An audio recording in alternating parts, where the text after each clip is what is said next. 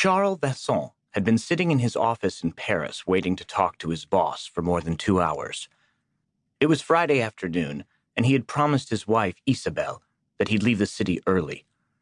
He had a 3-hour drive ahead of him, the last half on narrow, rough country roads along the coast of Normandy. They had house guests at their chateau that weekend, friends of Isabelle's, although he knew them too. He worked late so often, and traveled so much for work, that she had a fully developed social life without him. He didn't mind. They had a wide circle of friends. She had her own, as well as a group of devoted women friends whose husbands worked as hard as Charlie, or were divorced, so Isabelle never lacked for company when Charlie was busy. She didn't mind going to events or entertaining without him, but he had promised to be there that night. It was someone's birthday, the husband of one of her friends. Isabelle had organized a weekend around them at the chateau. She was proud of their country home on a hill overlooking the rugged coastline and the sea. The chateau was beautiful. They had owned it for 10 years.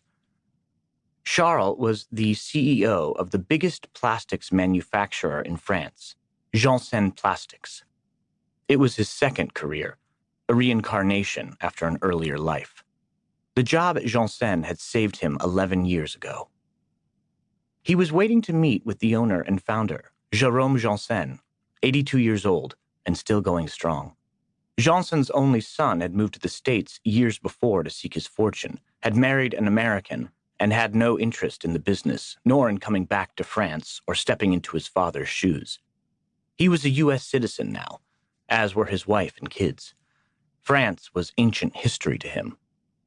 When his son had finally made that clear to him, after he made his own fortune in the fast food business in Los Angeles and Southern California, Jérôme Janssen had set out to find a CEO who could help him run his business with intelligence and an iron hand. Jérôme Janssen owned the largest toy company in France, along with factories that made plastic products for other uses. It was a huge operation, and Charlie's path had crossed with Janssen's at the right time. Charlie's father had been a writer of considerable literary acclaim in France, but only modest commercial success, which had indirectly led Charlie into the publishing business right after college. He loved books, and everything related to them except writing. His meteoric rise had been astonishing and impressive, and he found he loved the business.